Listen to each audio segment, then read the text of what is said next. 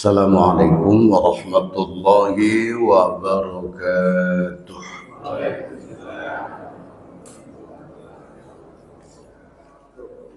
A'udzu billahi minasyaitonir rajim. Bismillahirrahmanirrahim.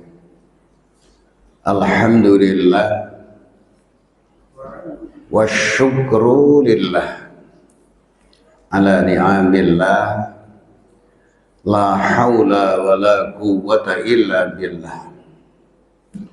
Wassalatu wassalamu ala rasulillah wa ala alihi wa ashabihi wa mawalah, amma ba'dah.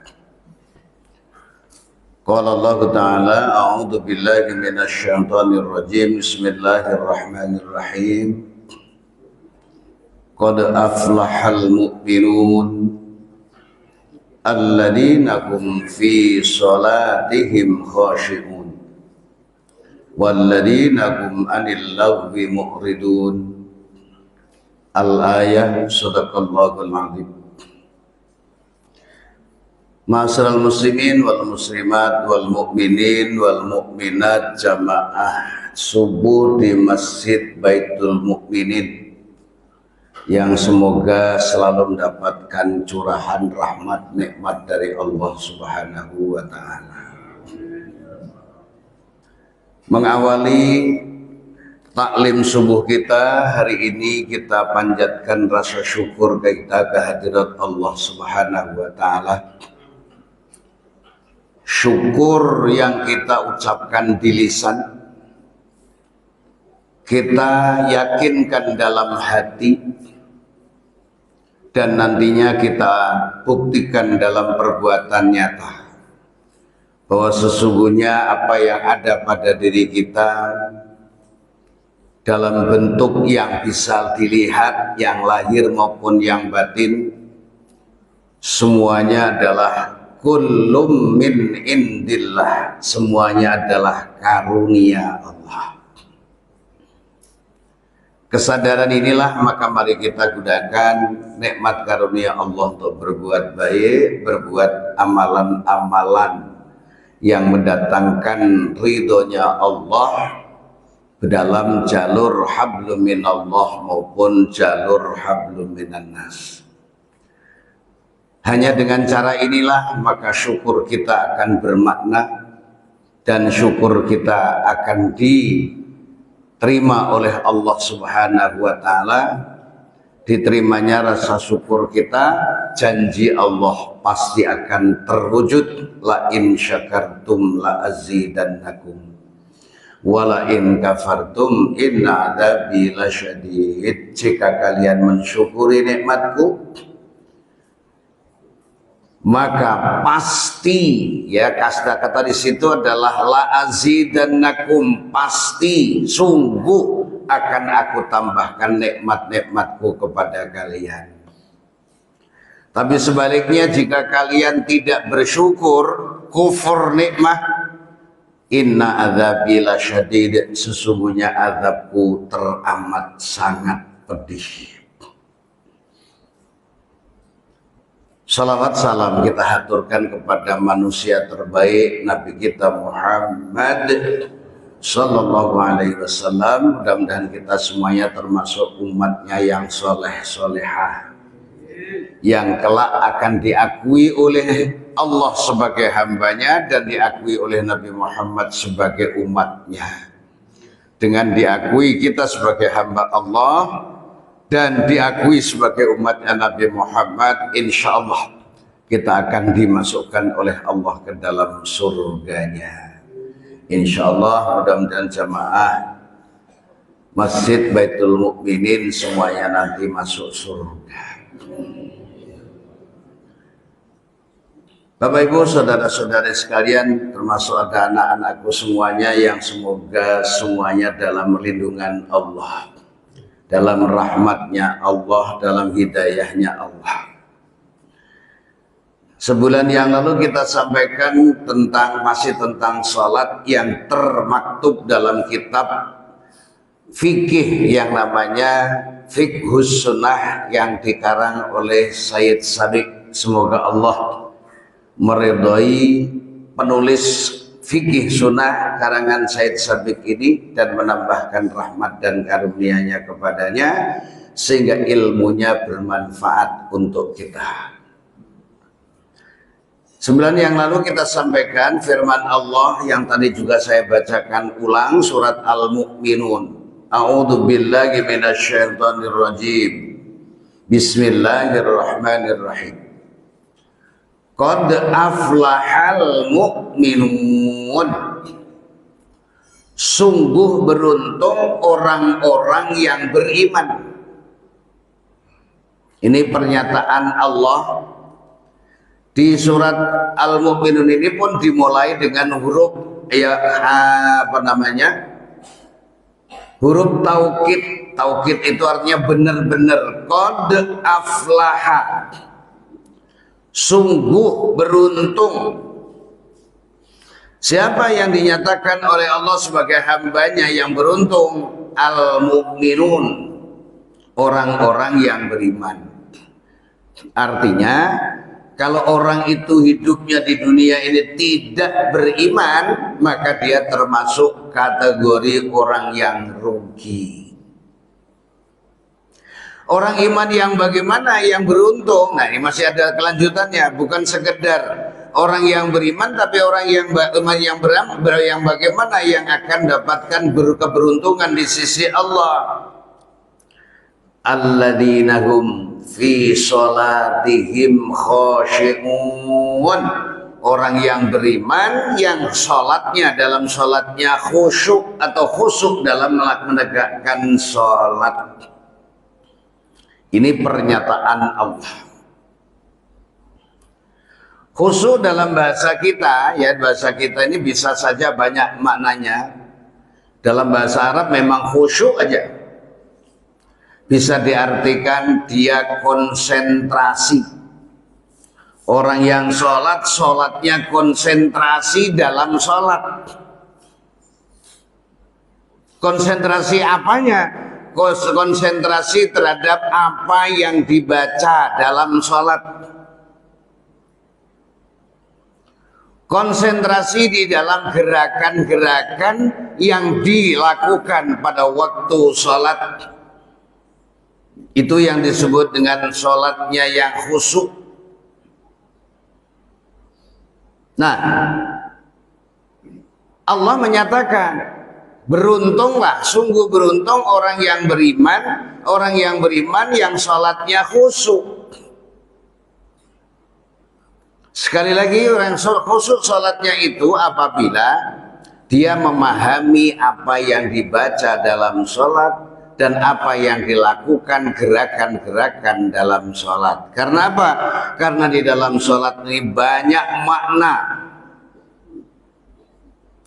Mulai dari kita ucapkan Allahu Akbar, pernyataan lisan bahwa Allah itu Maha Agung. Kita angkat tangan kita, Allahu Akbarnya rukun, mengangkat tangan sunat. Angkat tangan sebagai tanda menyerah kepada Allah Subhanahu wa Ta'ala. Ini kalau kita renungkan, Masya Allah, luar biasa. Lisan mengucapkan Allahu Akbar artinya Allah Maha Agung. Hatinya meyakini bahwa memang tidak ada yang lebih agung dari Allah. Memang Allah itu Maha Agung. Dibuktikan dengan angkat tangan menyerah kepada Allah Subhanahu wa Ta'ala. Kalau kita bisa khusyuk mulai Allahu Akbar, sinergi lisan ucapkan Allahu Akbar, hati mengakui kebesaran Allah dan mengakui kekecilan kita, tangan kita angkat sebagai tanda menyerah kepada Allah, itu aja udah hebat. Hebat, Pak. Allahu Akbar, 3 kekuatan menyatu menjadi satu. 3 in 1, Pak. Bukan kopi aja yang 3 in 1. Sholat juga harus 3 in 1. Apa ini? Ucapan, hati, perbuatan. Nantinya juga begitu. Bacaan-bacaan sholat itu jangan, sekali lagi, saya jangan merasa gengsi kalau sudah tua masih baca buku tuntunan sholat. Yang dibaca apa? Yang pertama bacaannya, kalau seandainya biasanya kalau orang itu sudah baca, sudah hafal, kalau tidak diperhatikan baik-baik suka salah ucap. Nah, diperhatikan bacaannya, dibaca perhatikan artinya. Nanti tinggal di dalam prakteknya, maka kita memperhatikan gerakan-gerakan kita selama sholat, mulai dari takbir sampai assalamualaikum, tengok kanan, yang rukun merupakan rukun, assalamualaikum tengok kiri, yang merupakan sunnatnya sholat. Nah, qad aflahal mu'minun alladzina hum fi sholatihim khashi'un. Sebab kalau sholat itu kemudian tidak dihayati, maka jatuhnya nanti ada di dalam surat Al-Ma'un. Bapak Ibu pasti udah hafal. Fawailul lil musallin alladzina hum fi sholatihim an sholatihim sahun. Celakalah orang-orang yang beriman. Bapak Ibu, ayat ini pernah dijadikan dalil bagi orang komunis, Pak. Apa dalilnya? Itu loh, Al-Quranmu sendiri sudah bilang celakalah bagi orang-orang yang sholat. Berarti orang yang sholat itu celaka. Makanya dalam ilmu tajwid, Bapak Ibu, anak-anakku sekalian yang sedang belajar tahsin, belajar tajwid, kalau kita baca fawailul lil musallin, langsung kan fawailul lil musallin alladzina hum an sholatihim sahun. Maka celakalah bagi orang yang sholat, yang sholatnya lalai. Jadi yang celaka sholatnya, yang orang yang sholat celaka. Kenapa? Sholatnya dia lalai. Lalai, Pak. Hatinya kosong. Hatinya kosong. Nah, oleh sebab itu kalau surat Al-Mu'minun tadi kita teruskan, ini kaitannya dengan sholat. Ya, qad aflahal mu'minun, sungguh beruntung orang-orang yang beriman, alladzina hum fi sholatihim khashi'un, yang sholatnya khusyuk, walladzina hum anil lagwi mu'ridun, berpaling dari sesuatu yang enggak ada gunanya. Sungguh beruntung orang yang bayar zakat, beruntung orang yang memelihara kehormatannya, sungguh beruntung orang yang memelihara amanah. Nah, sekarang yang terberat itu walladzina hum ala sholawatihim yuhafizun, orang-orang yang memelihara sholatnya. Jadi kalau Al-Mu'minun tadi itu ada beberapa tanda orang yang beriman, yang beruntung. Bahasan kita khusus dalam sholat, kita ambil qad aflahal mu'minun alladzina hum fi sholatihim khashi'un. Kemudian ada loncat beberapa ayat berikutnya, walladzina hum ala sholawatihim yuhafizun. Selain khusyuk, maka sholatnya dipelihara. Apa yang dipelihara? Pertama, syarat-syaratnya sholat. Syarat sahnya sholat itu dipelihara sebelum sholat. Kembali sudah saya sampaikan, suci dari hadas besar maupun hadas kecil, itu syarat sahnya sholat. Berarti orang yang suci sebelum sholat, kemudian dia telah suci, mensucikan hadas besar maupun hadas kecilnya, ini berarti walladzina hum ala sholawatihim yuhafizun, memelihara sholatnya. Yang kedua, suci dari najis. Tadi kan hadas. Kalau hadas besar, hadas kecil itu sifatnya rohaniyah. Najis yang kelihatan. Najis itu artinya, najis itu bahasa Arab artinya kotor.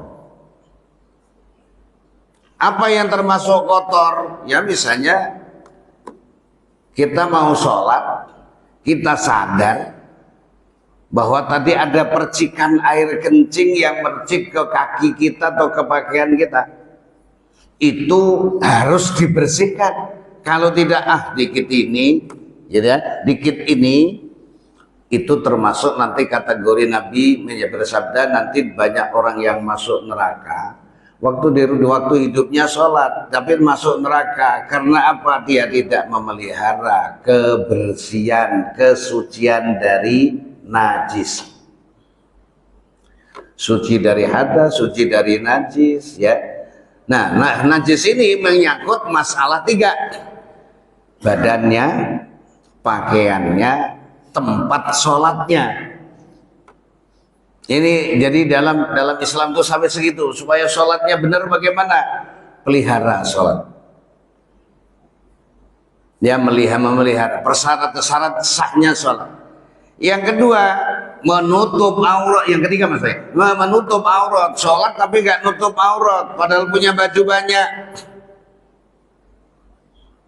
Ya mohon maaf Pak, bapak-bapak misalnya sholat mau ngabisin pakai baju segala, ya pakai baju segala, asal pusar sudah tertutup, terus ini lutut ya Pak, kan auratnya bapak-bapak itu cuman ma baina surati warrubbati. Kalau orang itu sudah menutup aurat antara pusar sama lutut, itu sudah dianggap menutup aurat. Tetapi itu kan dari sudut pandang fikih. Sholat itu menjadi baik dipelihara dari sudut pandang tidak hanya fikihnya saja, dari sudut akhlak. Gampangannya aja Pak, maaf ada. Subuh-subuh begini orang-orang pada pakai baju koko. Ada orang yang sholat cuman nggak pakai baju, pakai kolor. Ya memang nutup aurat. Pusernya tertutup sampai lututnya tertutup. Kira-kira Pak. Jadi perhatian orang Pak. Jadi tontonan apa jadi tuntunan? Persoalannya di situ. Hanya bahasanya tuntunan apa tontonan. Nah kita ini Nabi ini menjadi tuntunan. Makanya pakaiannya rapi, tutuplah yang rapi, walaupun dalam ilmu fikih menutup aurat itu untuk bapak-bapak pusernya tertutup sampai dengan lututnya sudah menutup aurat, tapi menurut pandangan akhlak ini tidak berakhlak. Masa kita kucuk-kucuk ke pasar impres aja lah, nggak usah ke masjid Baitul Mukminin Pak, ke pasar impres pakai kolor, nggak pakai baju, nggak pakai kaos. Kalau nggak jadi tontonan sampai di pasar, aneh orang itu gitu. Nah mohon maaf, apalagi ibu-ibu. Memang ibu-ibu dalam sholat itu menutup auratnya seluruh badannya kecuali wajah dan telapak tangannya. Makanya ibu kalau sholat mendengar mau sholat, sudah benar belum wajah saya kelihatan atau tidak, ya telapak tangan saya ini terbuka atau tidak. Untuk ibu-ibu itu rapat. Nah, suci dari hadas besar, hadas kecil, suci dari najis, kemudian menyangkut masalah badannya, pakaiannya, tempat sholatnya, kemudian dia menutup auratnya, menghadap kiblat. Syarat saya sholat menghadap kiblat, kecuali orang yang bingung di tengah hutan, bingung nih kiblat kemana. Udah, kalau kiblat kemana ada aturan dari Nabi bahwa kiblatnya orang yang dalam kendaraan, orang yang dalam keadaan bingung, yakinkan kemana keyakinannya, sholatlah berdasarkan keyakinan kita. Terakhir syarat-syaratnya sholat adalah sudah masuk waktu. Ini termasuk persyaratan sah atau tidaknya sholat tergantung yang 5 tadi itu. Suci nggak dari hadas besar maupun hadas kecil? Suci nggak dari najis? Nutup aurat atau tidak? Menghadap kiblat atau tidak? Waktunya sudah masuk atau belum? Kadang-kadang ibu-ibu nih Bu, ada yang tanya, Pak saya mau ke Tanah Abang, Waktu zuhur sekarang jam berapa tuh? Zuhur 47 ya, 11.47 ya kalau nggak salah. Kan ada jadwal situ. 11.51 malah ya, 11.51. Baru setengah 12. Sholat dulu daripada nggak sholat. Nah itu namanya sholat tapi belum masuk waktu. Ngakali itu namanya. Bagaimanapun tunggulah sampai waktunya masuk baru sholat. Nah kita kembali. Walladzina hum ala sholawatihim yuhafidun. Orang-orang yang beruntung itu adalah orang yang memelihara sholatnya. Yang pertama memelihara syarat sahnya sholat. Yang kedua memelihara waktu. Nah termasuk ini memelihara waktu. Waktu dalam sholat ini Bapak Ibu ada 3. Waktu awal waktu, tengah waktu, akhir waktu. Ya Pak ya, saya ulangi.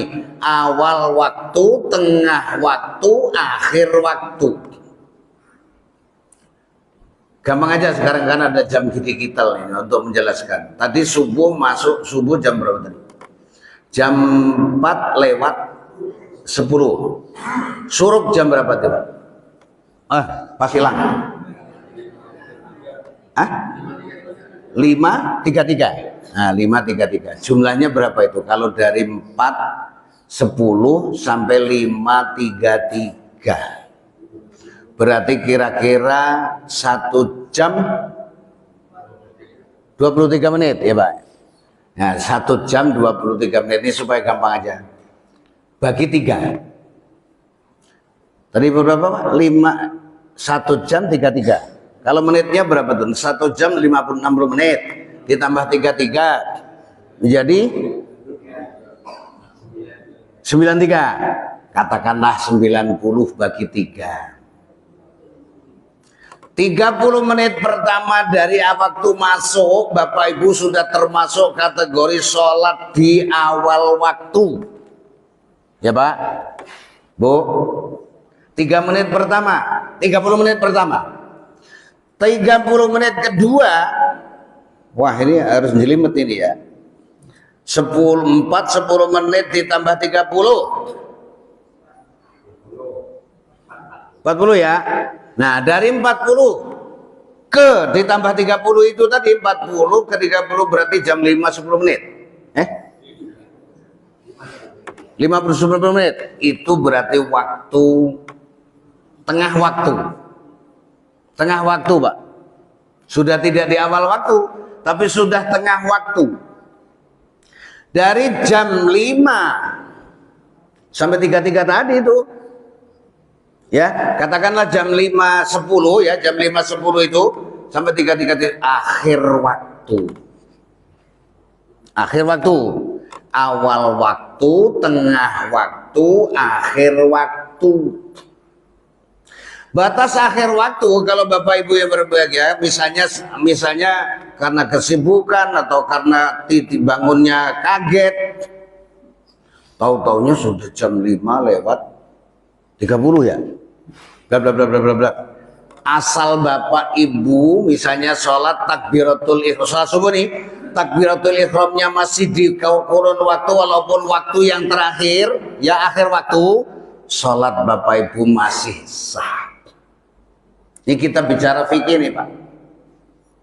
Ya bukan bicara kita ngajarin suruh sholat di akhir waktu, bukan, jangan salah paham loh Pak. Ya jangan salah paham, saya nggak ngajarin sholat di akhir waktu, apalagi waktunya tinggal Allahu Akbar, totonya habis itu terus suruk ya, matahari terbit. Asalkan takbiratul ihramnya masih di waktu subuh, walaupun subuhnya sudah mau berakhir, Bapak Ibu masih termasuk orang yang sholat pada waktunya. Tapi waktu akhir. Tapi Nabi sebenarnya ketika ditanya apa amalan yang paling disukai oleh Allah, jawabannya sholat di awal waktu. Ini nanti jangan salah paham loh Pak ya. Sekarang kan banyak orang pada disalah pahamkan. Terus dipelintir-pelintir, ustadznya dipelintir-pelintir. Saya hati-hati banget nih. Sejak peristiwa es teh. Pak, sejak peristiwa es teh itu jadi ngeri juga ngomongnya, jadi harus hati-hati saya. Jadi jangan sampai ada yang mengatakan, kata Ustadz Ali Ansori sholat boleh di akhir waktu. Boleh iya, tapi bagusnya di akhir. Jangan bagusnya di akhir waktu. Sholat bagaimanapun ukurannya adalah Nabi. Nabi menyatakan ketika ditanya oleh sahabat, maka dijawab, sholat yang paling bagus adalah sholat di awal waktu. Maka di antara waktu-waktu itu yang paling panjang ya waktu zuhur ya. Zuhur ya Pak. Zuhur tadi itu 51 sampai kapan itu zuhur? Sampai masuk waktu asar. Hitung itu bagi 3 Pak. Nah itu berarti Bapak tahu sholat saya ini sholat di awal waktu atau di tengah waktu atau di akhir waktu. Kalau sudah sampai waktunya habis ternyata nggak sholat, itu termasuk orang yang menyia-nyiakan sholat. Tidak ada dosa yang lebih besar melebihi dosanya orang meninggalkan sholat dengan sengaja. Pak, Bu, harus sholat kalau bisa di awal waktu. Makanya sholat di awal waktu itu bagaimana? Sholat jamaah. Di masjid kayak gini nih udah pasti nih Pak, tadi kita sholat di awal waktu. Nah saya jujur aja tadi itu gara-gara, jadi gini tak cerita dikit. Pikiran saya karena udah tua, Pak tua nih Pak Toto, sudah tua nih. Dan hari kan saya sudah bilang, jadi saya lahir itu tanggal 11 Muharram Pak, hijrah kalau saya ngitungnya. Tahun 1376, silahkan dihitung Pak. Sekarang kan 1446 kan, ya sekarang dihitung aja sendirilah, udah tua. Saya tadi mau naik mobil karena nggak taunya mobil mantu saya depan di rumah, depan pagar kempes. Jadi kita nggak bisa geser mobil mantu. Akhirnya yang ngeluarin motor. Nah selama ngeluarin motor itu ya perlu waktu. Ngebut saya tadi, terus terang jujur aja ngebut. Takutnya di sini waduh ketinggalan ini. Ya alhamdulillah sampai. Malah banyakkan yang duluan saya dari Pak Haji Toto tadi. Ya.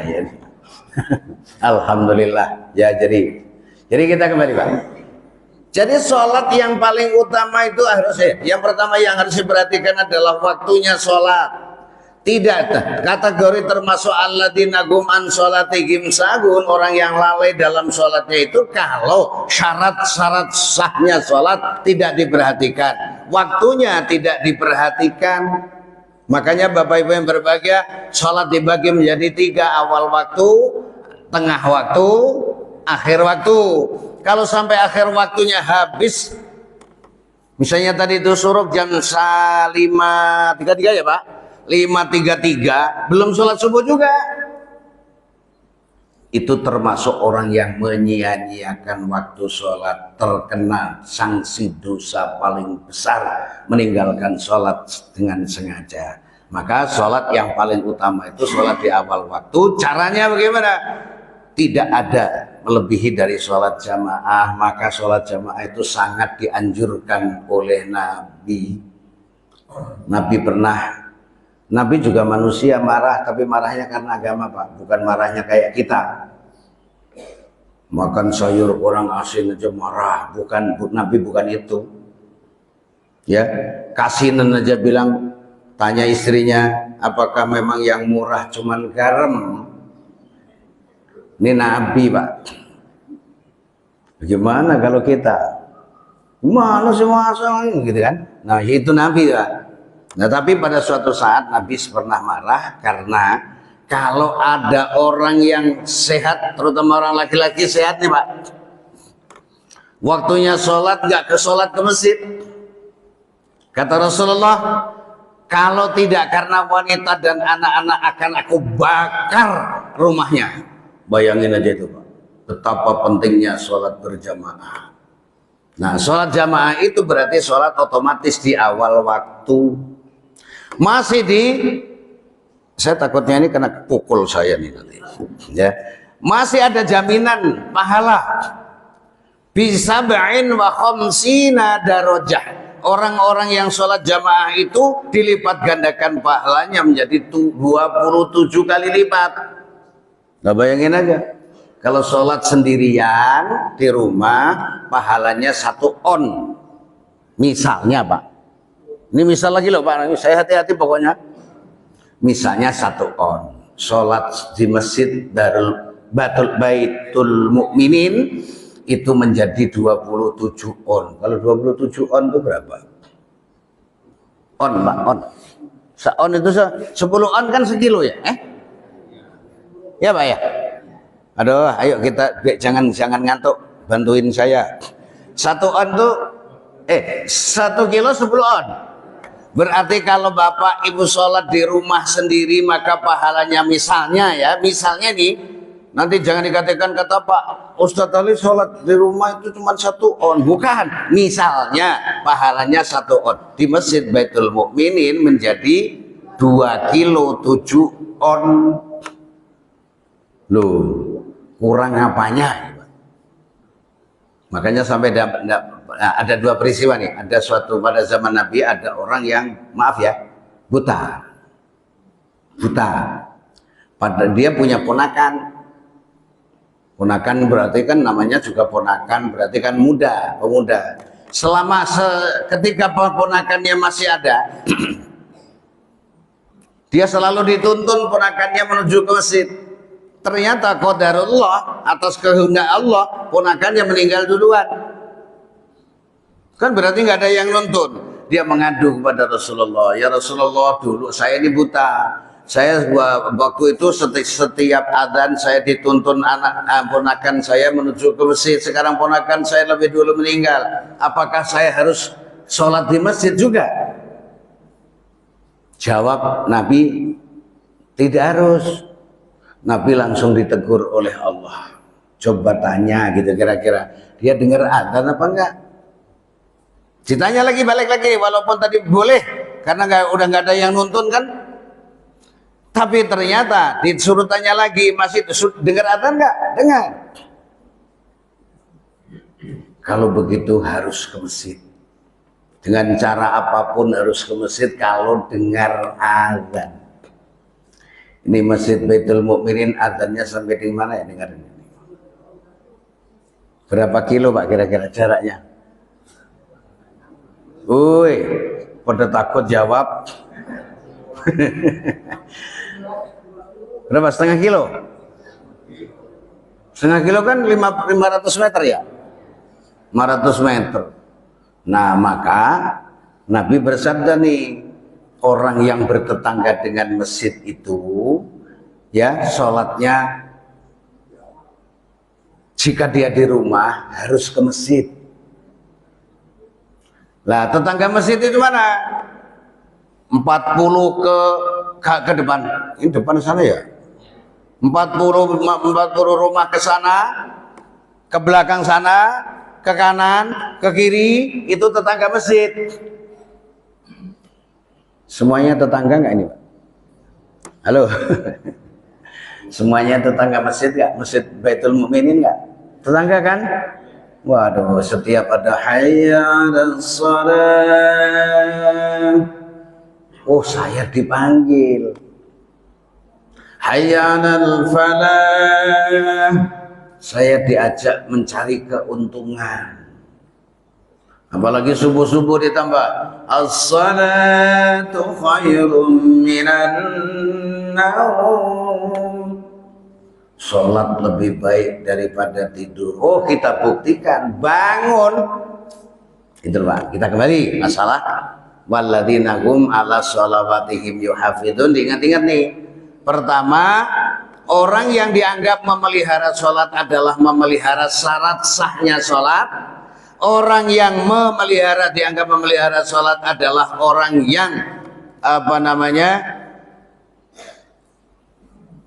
memelihara waktu, ya, memelihara waktunya sholat, awal waktu, tengah waktu, akhir waktu. Kalau bisa sholat di awal waktu, insya Allah. Lah terus kalau orang yang misalnya di akhir waktu tadi, setelah Allahu Akbar tahu-tahunya waktu habis, misalnya asar salat atau zuhur, habis zuhur baru mau salat zuhur nih, sebagai Allahu Akbar tahu-tahunya adzan asar, gimana tuh Pak? Masih sah, masih sah. Atau misalnya salat asar, begitu Allahu Akbar baru sholli fardal asriyah barakatin mustaqbilal qiblatiyah dan nilai ta'ala Allahu Akbar. Baitul Mukminin sudah Allahu Akbar, Allahu Akbar. Maghrib nih, insya Allah masih sah. Soalnya takbirnya masih di waktu asar. Kalau Bapak Ibu tanya, terus gimana pahalanya? Pahala nih, soal pahala jangan tanya Ustadz, karena pahala haknya Allah, Pak. Pahala itu haknya Allah. Yang berhak memberikan pahala berapa diberinya hanya Allah. Tapi akal mengatakan kalau orang itu sholat bersama dengan imam, imamnya takbir, dia sudah berada di belakangnya imam, dengan orang yang dapatnya cuma tahiyat akhir. Gimana Pak menurut akal nih? Kita tidak, ini bukan pahala tadi urusan Allah. Tapi kalau menurut akal, orang yang sholat berimam bermakmum dengan imam dari awal, kemudian ada yang makmum di tahiyat akhir, pahalanya menurut akal pasti nggak sama. Tapi karena Allah yang punya hak untuk memberikan pahala, kita tidak boleh ngaku-ngaku pahala saya dong lebih banyak. Jangan, pahala urusan Allah. Bisa saja yang dapat tahiyat akhir itu karena dia sudah berusaha, Pak. Udah berusaha nih. Sampai di sini ternyata sudah tahiyat akhir. Nah, yang dinilai oleh Allah bukan sholatnya itu saja, tapi usahanya untuk bisa sholat berjamaah itu termasuk dihargai oleh Allah. Nih untuk umum, untuk imam maupun makmum ya Pak. Ada dalam sholat itu ada tiga waktu yang boleh ditambah. Misalnya pada zaman Nabi itu, Nabi sholat sudah selesai nih baca ayatnya. Kalau dulu kan sendalnya kan kayak sendal bakia, letak gitu kan Pak. Nabi dengar ini ada makmum yang terlambat, bacaannya ditambah. Supaya apa? Supaya orang itu mendapatkan jamaah. Jadi siapapun nanti jadi imam. Tapi sekarang kan ada tandanya nggak kalau ada orang jamaah terlambat? Ya, kedengaran. Oh gitu, suara pintu ya. Termasuk suara pintu bisa. Itu satu ya, satu keadaan ini. Siapapun yang jadi makmum, yang jadi imam maupun yang jadi makmum boleh menambah bacaan ayat untuk menunggu makmum yang terlambat. Satu. Yang kedua, saat ruku Pak. Jadi nanti kalau imamnya imamnya dulu nih udah ruku nih, sudah subhana rabbiyal azim ya, subhana rabbiyal azim wa bihamdi, udah 3 kali nih mau sami Allahu hamidah. Tandanya pintu tadi ya Pak, ada pintu dibuka, makmum terlambat, boleh rukuknya diperpanjang. Rukuknya diperpanjang. Mau dibaca 10 kali juga nggak apa-apa. Subhana rabbiyal a'la wa bihamdi, azim ya. Subhana rabbiyal azim wa bihamdi, subhana rabbiyal azim wa bihamdi. Supaya apa? Supaya yang makmum tadi mendapatkan rakaat juga. Karena rukuk itu ada kaitannya dengan rakaat.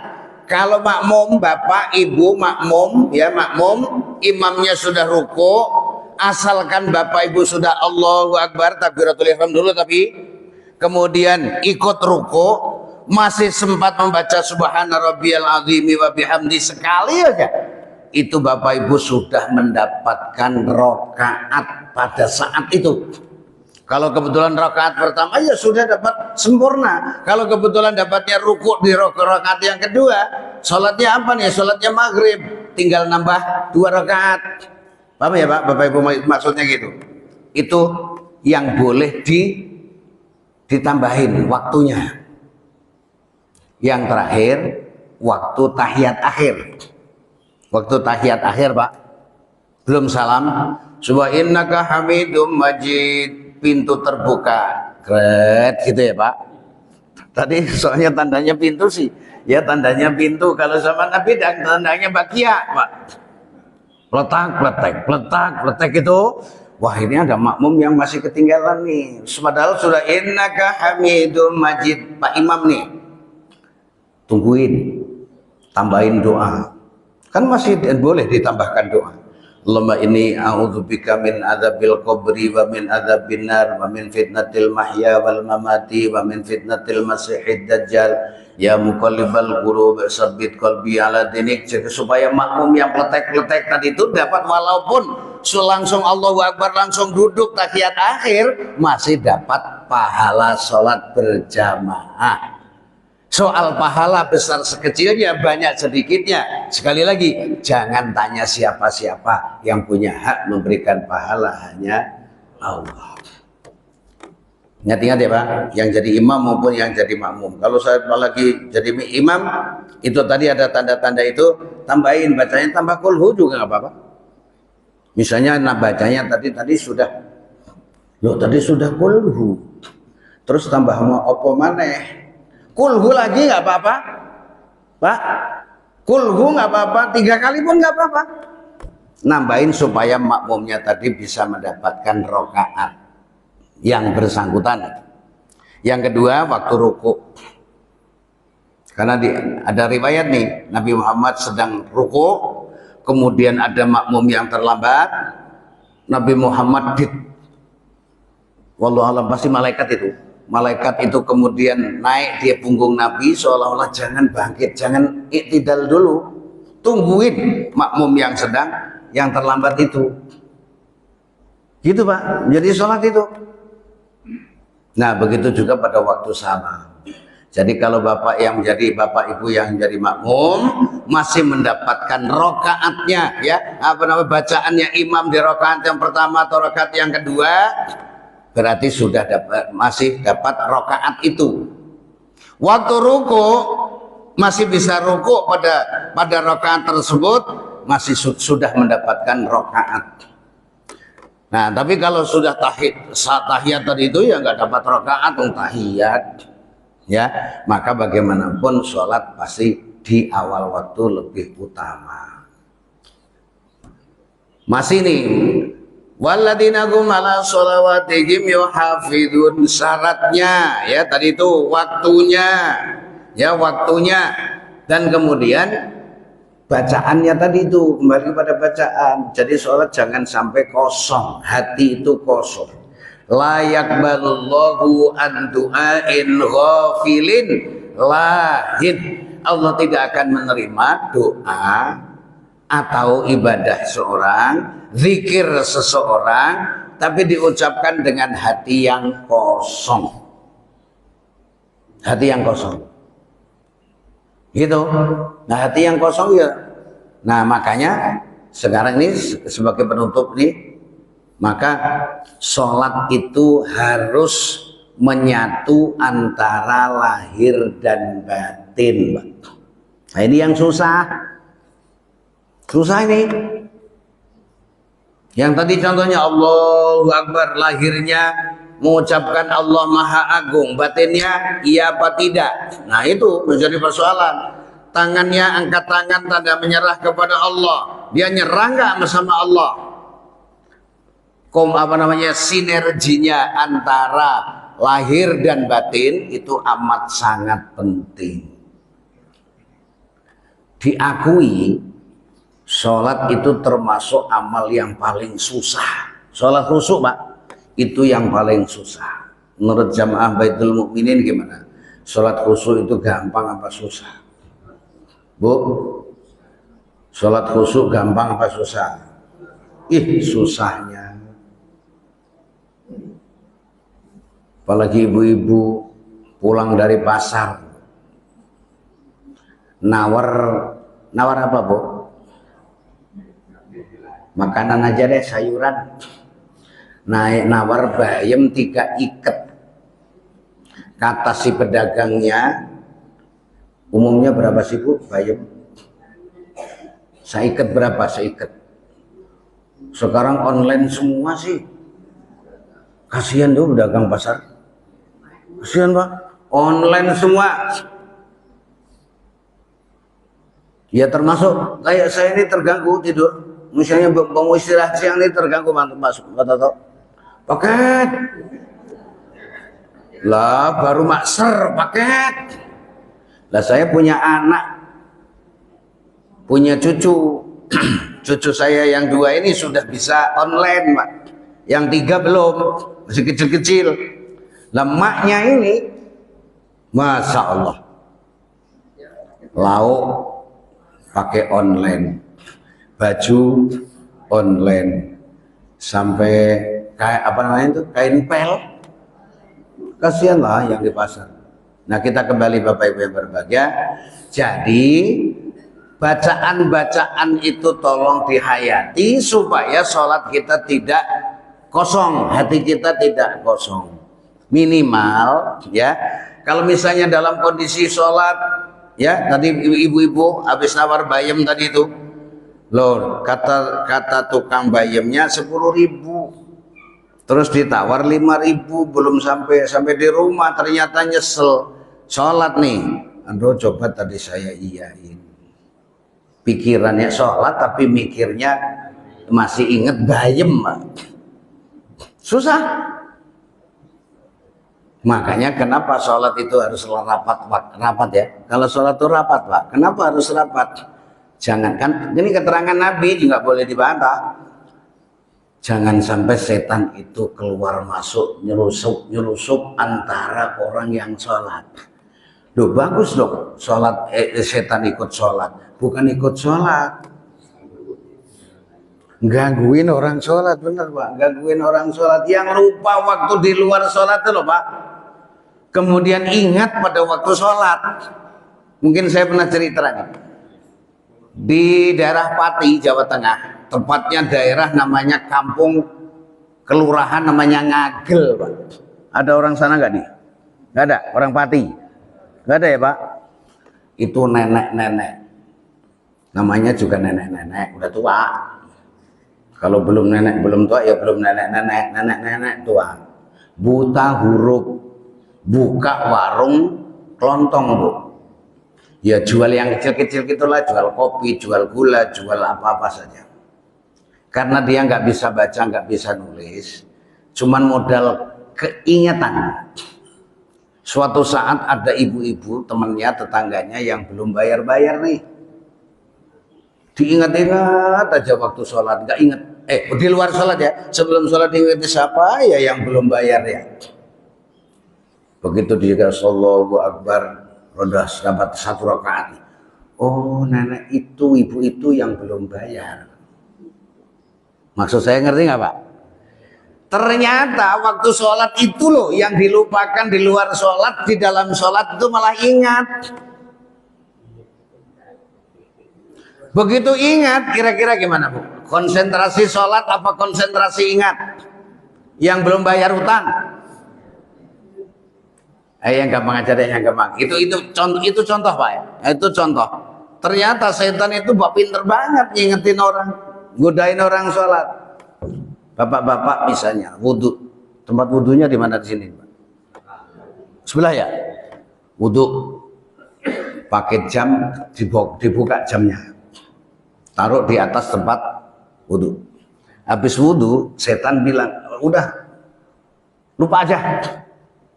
Lupa dia, masuk ke masjid nih, sholat asar, baru dapat 1 rakaat. Kata setan, jamumu kan ketinggalan. Nah, jamu kan ketinggalan di tempat wudhu. Jujur Pak, jujur nih. Mau jam itu mahal, mau jam itu sedang, mau jam itu murah, kesimpulannya judulnya jam itu ketinggalan di tempat wudhu. Coba 3 rakaat terakhir itu ingat jam apa ingat sholat? Hah? jam saya masih apa enggak, diambil orang apa enggak, ya kalau diambil siapa yang ngambil, masih diingat-ingat siapa tadi yang mau wudhu di belakang saya, udah bubar sholat, ya Pak, bubar sholat. Ya maka mudah-mudahan kalau kita mau sholat itu persiapkan, ya pelihara sebelumnya. Termasuk ibu mau misalnya sholat di rumah, di kamar, kalau punya AC, hidupin AC. Nggak apa-apa. Bayar listrik Pak. Yang ngasih rezeki juga Allah. Jangan sampai misalnya Allahu Akbar. Saya itu tadi sama. Sholat 4 rakaat. Baru Allahu Akbar rakaat kedua kepanasan. Bu. Terus mikir gini. Ya duh, lupa yang hidupin AC.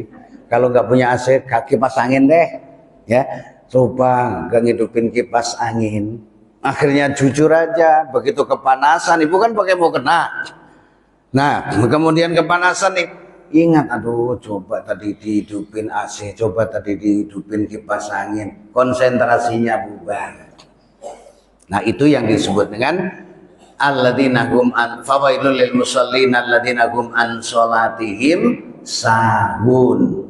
Nah dalam surat Al-Mu'minun kita harus memelihara sholat, memelihara mulai dari waktunya segala macamnya tadi dipelihara dengan baik sehingga upaya kita untuk sholat khusyuk tercapai.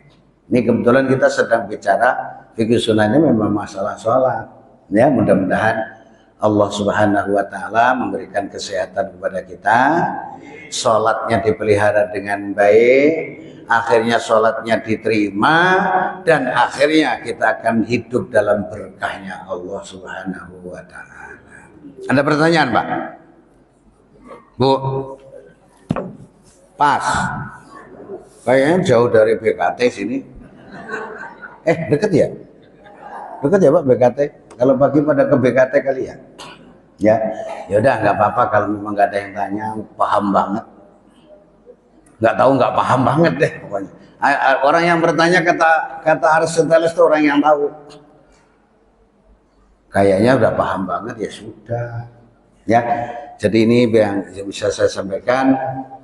Mudah-mudahan Allah Subhanahu wa Ta'ala menggolongkan kita ke dalam golongan orang-orang yang soleh, solehah. Kita tutup dengan doa kafaratul majlis. Subhanakallahumma wa bihamdika asyhadu an la ilaha illa anta astaghfiruka wa atubu ilaik. Assalamualaikum warahmatullahi wabarakatuh.